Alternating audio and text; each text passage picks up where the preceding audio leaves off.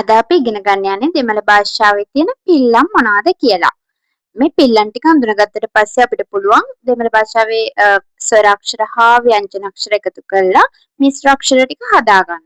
එතකොට අපි බලමු අපිට තියෙන පළවෙනි පිල්ලම. මුලින්ම අපිට හඳුනා ගන්න පුළුවන් හල් කිරීම කොහොමද අකුරක් හල් කරන්නේ කියලා. හල් කිරීම. දෙමළ භාෂාවේදී අපි ව්‍යංජන අකුරක් හල් කරන්න පාවිච්චි කරන්නේ අදාළ අකුරු උඩින් තිතක් තියෙන එක තමයි අපි කරන්නේ. අදාළ අකුරු උඩින් තිතක් තියෙන එක. අපි උදාහරණ ටිකක් බලමු. කයන්න ගත්තම ඒ අකුර අපිට හල් කරන්න පුළුවන් උඩින් තිතක් තියලා. එතකොට හල් කයන්න වෙනවා. හරි. අපි තව අකුරක් බලමු. ටයන්නට උඩින් තිතක් තියුවා මේක උඩ්. හල්ට යන්න වෙනවා. ආයේ තව අකුරක් ගමු. තයන්න උඩින් හල් කිරීම තිව්වම හල් තයන්න. ඔන්න ඔය විදියට අපිට පළවෙනි පිල්ලම විදියට හල් කිරීම. හල් කිරීම එතකොට කරන්නේ අදාළ අකුරු උඩින් අපි තිතක් තියෙන එක තමයි කරන්නේ. අපි බලමු දෙවන පිල්ලම මොකක්ද කියලා. දෙවන පිල්ලම තමයි ඇලපිල්ල. කොහොමද අකුරකට මේ ඇලපිල්ල යොදන්නේ කියලා බලමු. ඇලපිල්ල. දෙමළ භාෂාවේදී අපි ඇලපිල්ල ලියන්නේ මෙන්න මේ විදියට. අදාළ අකුර පිටිපස්සෙන් මෙන්න මේක තමයි ඇලපිල්ල විදියට අපි දාන්නේ. අපි උදාහරණ විදියට අකුරු තුනක් අරගෙන බලමු. කයන්නට පිටිපස්සට මේ ඇලපිල්ල දැම්මම කා අකුර අපිට හදාගන්න පුළුවන්. ඊළඟට ටයන්න ලියලා ඒක පිටිපස්සෙන් මේ ඇලපිල්ල දැම්මම අපිට ටා කියන අකුර හදාගන්න පුළුවන්. ආයේ තව අකුරක් ගමු අපි. තයන්න පිටිපස්සෙන් මෙන්න මේ ඇලපිල්ල දැම්මම අපිට තා කියන අකුර හදාගන්න පුළුවන්. මෙතන කා අකුර විතරක් නෙමෙයි මම කලින් වීඩියෝ එකේ උගන්වලා ඇති මේ අකුරේ තව සිංහල ශබ්ද තියෙනවා 3ක් ක ග හ කියලා. එතකොට මේක සමහර අවස්ථාවලදී ගා කියලත් උච්චාරණය කරන්න පුළුවන්. මේ අකුරත් එහෙමයි. ටා විතරක් නෙමෙයි ඩා කියලත් අපිට කියන්න පුළුවන්. මේ අකුරේ තියෙනවනේ අකුරු දෙකක්. එතකොට මේක තා අකුර වගේම දා කියලත් අපිට කියන්න පුළුවන්. හරි. අපි බලමු තුන්වෙනි පිල්ලම මොකක්ද කියලා. තුන්වෙනි පිල්ලම මම ඔයාලට කියලා දෙනවා. තුන්වෙනි පිල්ලම විදියට කෙටි ස්පිල්ල. අපි බලමු මේ කෙටි ස්පිල්ල කොහොමද දෙමළ භාෂාවේදී යොදන්නේ කියලා.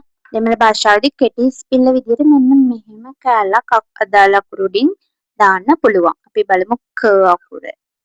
කයන්න මෙන්න මෙතනින් මෙහෙම මේ අදාළ කෙටි ස්පිල්ල දැම්මම අපිට හදාගන්න පුළුවන් අකුර තමයි කියන්න. කෙටි ස්පිල්ල කී. ඊට පස්සේ අපි ගමු මේ ටයන්නේදී මෙන්න මේ විදියට තමයි අර කෙටි ස්පිල්ල යෙදෙන්නේ. එතකොට ටියන්න. ආයේ අපි ත අකුර තයන්න ගත්තම ඒකේ කෙටි ස්පිල්ලත් අර මේ විදියටම අපිට දාන්න පුළුවන්. මෙන්න මේ ලකුණම අපිට දාන්න පුළුවන්. තියන්න හදාගන්න ති. ඔන්න ඔය විදියට අපිට කෙටි ස්පිල්ල යොදන්න පුළුවන්. ඒ වගේම තමයි දීර්ඝ ස්පිල්ලෙත් ලොකු වෙනසක් වෙන්නේ නැහැ. එතකොට අපිට දීර්ඝ ස්පිල්ල මෙතන 4 වෙනි ස්පිල්ල විදියට යොදන්න පුළුවන්. 4. දීර්ඝ ස්පිල්ල බලමු.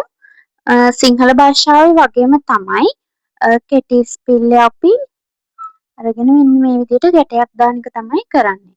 පොඩියට අගින් පොඩි රමක් දාන එක තමයි කරන්නේ දීර්ඝ ස්පිල්ල හදාගන්න. එතකොට මෙතන අපි කලින් කියන්න ලිව්වා එක කී අකුර කරන්න නම් මෙන්න මේක දීර්ඝ ස්පිල්ල මේ විදියට දැම්මම හරි අදාළ අකුරේ. කී අකුර එතකොට අපිට හදාගන්න පුළුවන්. කී. ඊට පස්සේ මේ ටියන්න බලමු ටී අකුර කරගන්නේ කොහොමද කියලා. ඒකෙත් මෙන්න මේ කොටස. කලින් අපු දැම්මපු කෙටි ස්පිල්ල මේ විදියට දැම්මම මේ විදියටමනේ. එතකොට දීර්ඝ ස්පිල්ල අපිට දාලා හදාගන්න පුළුවන් ටී කියන අකුර. සිංහල භාෂාවේ ටී කියන අකුර හදාගන්න පුළුවන්. අය මේ තියන්නට දීර්ඝ ස්පිල්ල මේ දීර්ඝ ස්පිල්ල කොටස දැම්මම අපිට තී කියන අකුර හදාගන්න පුළුවන්. මම අර ඒ අකුරු ටිකම දාලා පෙන්නුවේ අදාළ වෙනස. වෙනස හඳුනා ගන්න පුළුවන් නේ. ඒ නිසා අපි බලමු පස්වෙනි පිල්ලම් විදියට කොහොමද කෙටි පාපිල්ල හා දීර්ඝ පාපිල්ල යොදාගන්නේ කියලා. මේක පොඩ්ඩක් වෙනස් වෙනවා මේ කෙටි පාපිලි කලින් අකුරු වලට වඩා හේතුව තමයි කෙටි පාපිලි තුනක් තියෙනවා. අර ව්‍යංජන අක්ෂර 18ක් අපි කලින් ඉගෙන ගත්තානේ. අනේ 18ට යොදන ආකාරයේ කෙටි පාපිලි තුන වෙනස් වෙනවා. අපි ඒක බලමු කෙටි පාපිල්ල කොහොමද දාන්නේ කියලා. මෙන්න මේ විදිහට අපිට කෙටි පාපිලි තුනක් තියෙනවා. මේ විදිහට අදාළ අකුරට දාන්න පුළුවන්. එහෙම නැත්නම් අදාළ අකුරට යටට ඉරක් ගහන්න පුළුවන්. නැත්නම් මෙන්න මෙහෙම කොටසක් අපිට එකතු කරලා අදාළ කෙටි පාපිලි යොදලා අදාළ අකුර හදාගන්න පුළුවන්. අපි බලමු මේ අකුරු මොනවාද කියලා. මුලින්ම අපි ගමු කයන්න. කයන්න අපි කුයන්න කරගන්න මෙන්න මේ පිල්ලම යොදලා තමයි මේ කෙටි පාපිල්ල යොදලා තමයි කුයන්න හදාගන්නේ. ඊට පස්සේ අකුර මේකට යටට ඉර ඇඳලා ඒ කියන්නේ මේ දෙවැනි කෙටි පාපිල්ල යොදලා තමයි අපි අකුර හදාගන්නේ. ඊට පස්සේ සුයන්න. මම අදාළ ව්‍යංජන අක්ෂර 18ටම යොදන ආකාරය කියලා දෙන්නම්. මේ සයන්නටත් අපි යොදන්නේ මේ වගේ ඉරක්. යටට ඉරක් සුයන්න හදාගන්න. ඊට පස්සේ ඤ අකුරට මෙන්න මේ වගේ කොටසක් යොදලා තමයි අපි කෙටි පාපිල්ල යොදලා තමයි ඤෝ කියන අකුර හදාගන්නේ. ඊට පස්සේ අපි බලමු ටු යන්න කොහොමද ලියන්නේ කියලා ටු යන්න. ඒකට මෙන්න මේ වගේ කොටසක්.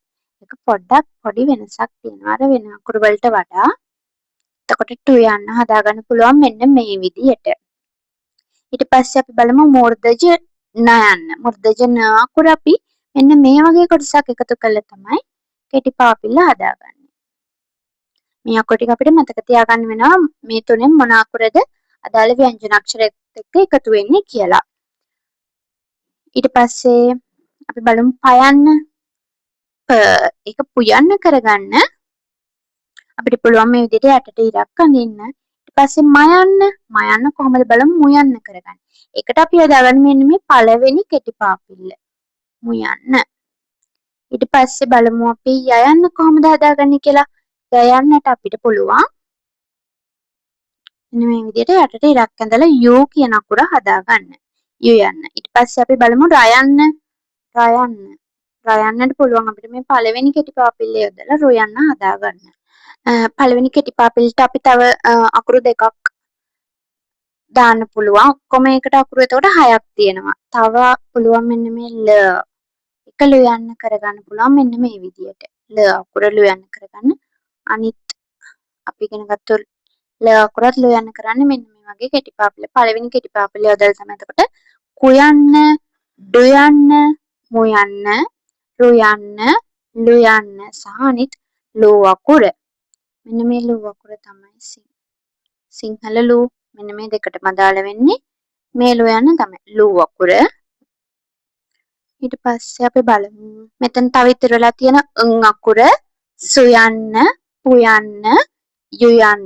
අනිත් එක තමයි අපිට ව අකුර වූ කරගන්න මේ කෙටි පාපිල්ලම තමයි අපිට යොදා ගන්න පුළුවන් වෙන්නේ.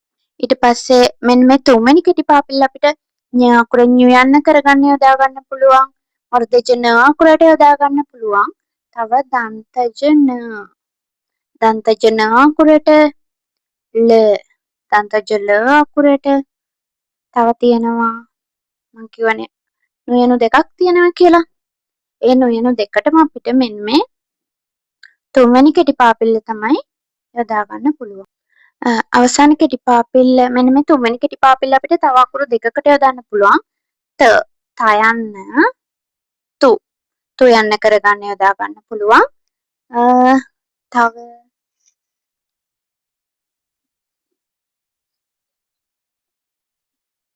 අනිත් අක්ෂරය තමයි එතකොට අපිට ගන්න පුළුවන් රයන්න. මෙන්න මේ රයන්නත් රොයන්න කරගන්න අපිට මෙන්න මේ තුන්වෙනි කෙටි පාපිල්ල 6වෙනි පිල්ලම් විදියට අපිට හඳුනා ගන්න පුළුවන් දීර්ඝ පාපිල්ල. ඒකෙත් තියෙන අර කෙටි පාපිල්ලේ කොටස් තුනටම තමයි අපි දීර්ඝ පාපිල්ලත් යොදන්නේ. මුලින්ම අපිට පුළුවන් මෙන්න මේ විදියට අපි කෙටි පාපිල්ල යෙදුවා. ඒකේ අගින් පොඩියට ගැටයක් ගහලා දීර්ඝ පාපිල්ල හදාගන්න පුළුවන්. අනිත් එක තමයි අපි ඉරක් ගැහුවනේ. අන්නේ ඉර ගහන එක අපිට දීර්ඝ පාපිල්ල හදාගන්න පුළුවන්. මෙන්න මේ විදියට කැලක් එකතු කරලා ඒකට. ඊට පස්සේ අනිත් තුන්වෙනි කෙටි පාපිල්ල මේ විදියට ලෙව්වේ.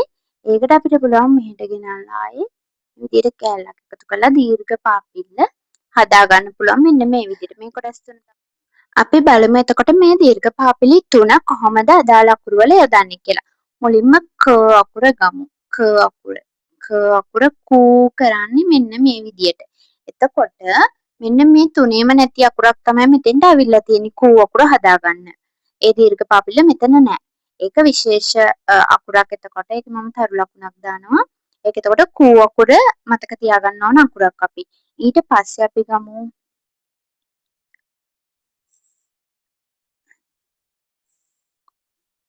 සුයන්න. අපි සොයන්න මේ විදිහට ලිව්වේ. එතකොට ඒ අකුර සූ කරගන්න මෙන්න මෙහෙම දානවා. ඒකේ අපි මේ විදිහට ගැටයක් දාන්නේ නැහැ. ඒකත් එතකොට විශේෂ අකුරක්. ඒකෙත් මම තරු මාක් එකක් තරු ලකුණක් දැම්මා. ඒකෙත් අපි අගට ගැටයක් දාන්නේ නැහැ සූ අකුර හදාගන්නකොට.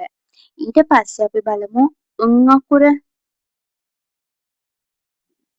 ඒකේ අපි මේ ඉරක් ගහන එක කරන්නේ. එතකොට ඒකේ මෙන්න මේ දීර්ඝ පාපිල්ල තමයි යෙදෙන්න ඕනේ. මේ විදියට. අකුර දීර්ඝ පාපිල්ල දාලා මේ විදියට තමයි හදාගන්නේ. ඊට පස්සේ අපි බලමු අකුර. අකුරට එතකොට අපි මේක දැම්මේ කෙටි පාපිල්ලට දීර්ඝ පාපිල්ලත් ඒකම තමයි. මේ විදියට තමයි අපි අකුර ලියන්නේ. ඤෝ අකුර. එතකොට මේක ඤෝ. ඊට පස්සේ අපි බලමු ටයන්න ටූ කරේ. මේක ටූ යන්න. එතකොට ටූ කරන්න අපි මේ විදියට අකට ගැටයක් දාන එක තමයි කරන්නේ ටූ අකුර. එහෙම නැත්නම් ඩූ අකුර හදාගන්න. ඊට පස්සේ අපි බලමු පුයන්න. ඒකේ අපි යටට ඉරක් ගහලා තමයි කෙටි පාපිල්ල හදාගත්තේ. පුයන්න. පූ කරන්න නම් මේ විදියට මේක එකතු කරාම හරි. දීර්ඝ පාපිල්ල මෙන්න මේ කොටස එකතු කරාම පූ අකුර හදාගන්න පුළුවන්. තව අපිට මේකට ගන්න පුළුවන් යයන්න. යූ. තව තියෙනවා වූ. අන්න ඒ විදියට ඒ අකුරු එතන තියෙන අකුරු පහක්. ඒ අකුරු පහ අපිට හදාගන්න පුළුවන්. ඊට පස්සේ මෙතෙන්ට තව අකුරු අපිට එකතු කරගන්න පුළුවන් රායන්න රූ කරගන්න. ල ලූ ලයින් දෙකක් තියෙනවානේ. ඒකෙත් ලූ අකුර මේ විදිහට අපිට හදාගන්න පුළුවන්. තව අපේ තුන්වෙනි එතකොට දීර්ඝ පාපිල්ලට තව එනවා අපිට ගන්න පුළුවන් තයන්න තූ දන්තජන නූ තව දන්තජන අකුරක් තියෙන එකත් නූ කරගන්න මේ දීර්ඝ පාපිල්ලම තමයි යොදාගන්නේ. තව තියෙනවා රයන්න රූ කරගන්න. අන්න ඒ විදිහට අපිට අකුරු ටික හදාගන්න පුළුවන්. කලින් ඉගෙනගත්තු ව්‍යංජන අක්ෂර 18ට එකතු කරගෙන යන්න ඕනේ. තමයි යොදා ගන්න පුළුවන් වෙන්නේ.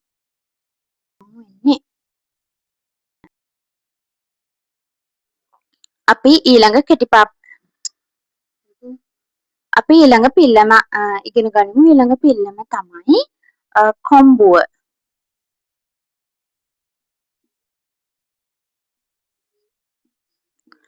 කොම්බුව කොහොමද දෙමළෙන් ලියන්නේ කියලා බලමු. අපි කොම්බුව මෙන්න මේ වගේ කොටසක් තමයි අදාළ අකුරු ඉස්සරහට එකතු කරන්නේ.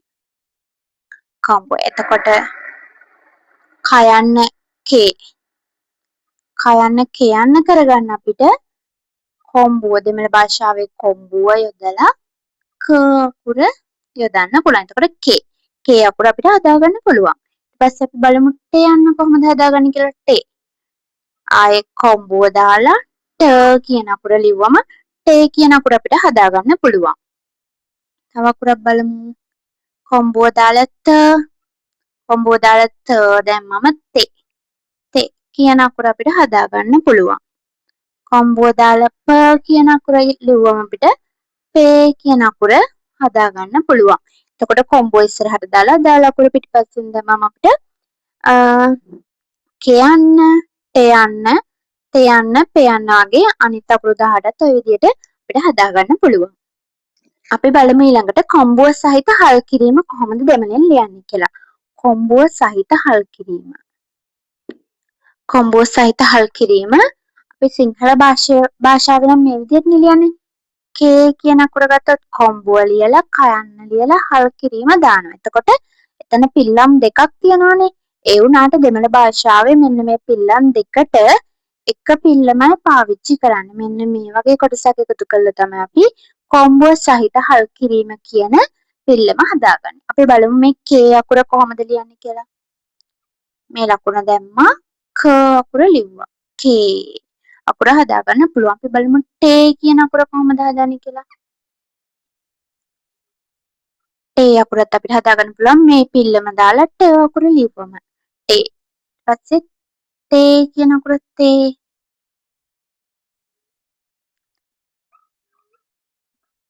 ඔන්න ඔය විදිහට අපිට කොම්බෝ සහිත හල් අකුර යොදලා ව්‍යංජන අක්ෂර 18ම හදාගන්න පුළුවන්. අපි බලමු දෙමළ භාෂාවේ කොම්බු දෙක කොහොමද පාවිච්චි කරන්නේ කියලා. කොම්බු දෙක. කොම්බු දෙක කියන පිල්ලම. සිංහල භාෂාවේ නම් අපි කොම්බු දෙකක් දාන එකනේ කරන්නේ. දෙමළ වලදී අපි ඒ වෙනුවට මෙන්න මේ විදිහට කොම්බු දෙක ලියන්න පුළුවන්.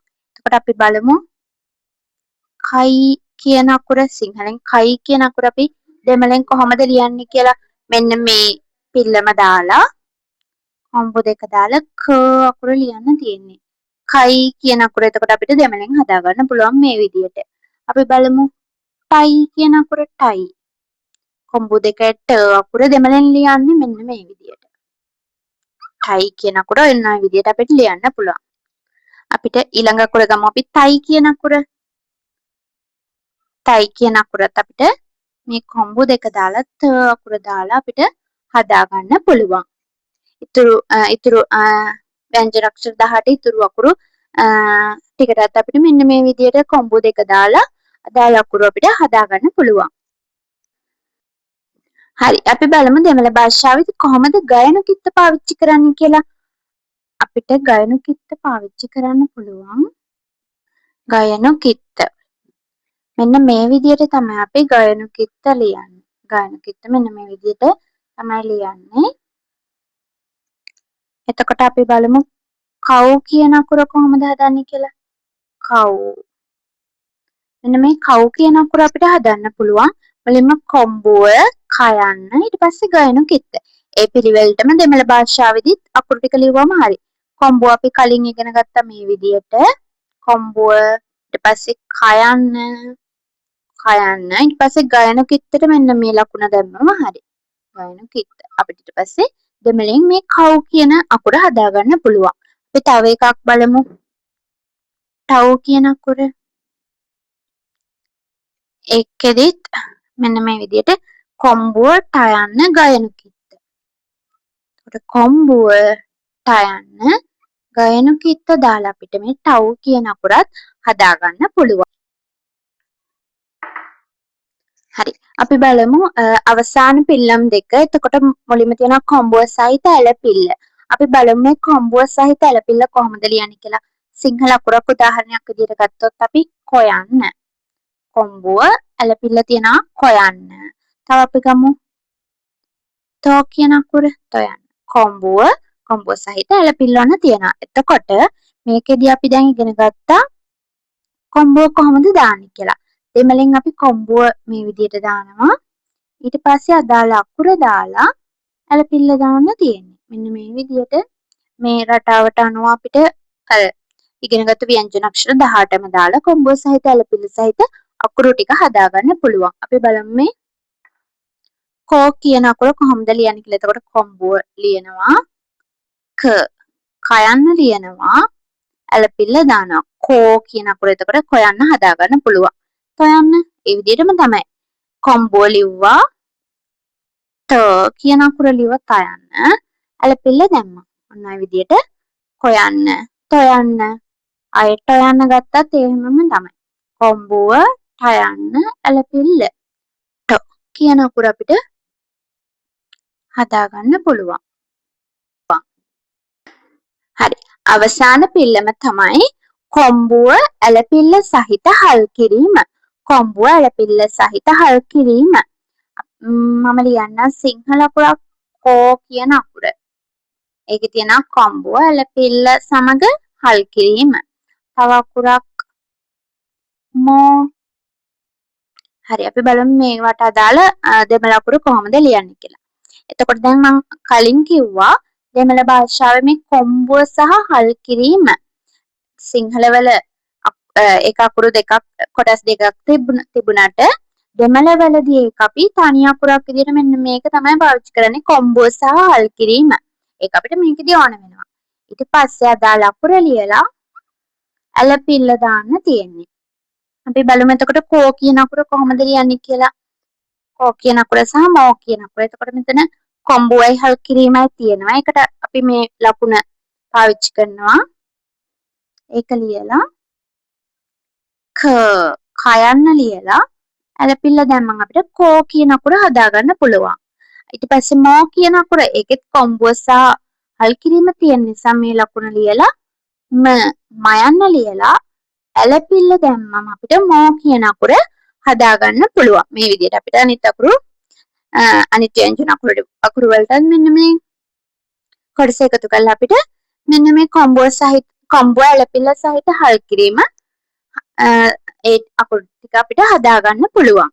අද අපි ඉගෙන ගත්තේ ව්‍යංජන අක්ෂර වලට කොහොමද පිල්ලම් යොදන්නේ කියලා. නැවතත් වෙන වීඩියෝ එකකින් හමු වෙමු.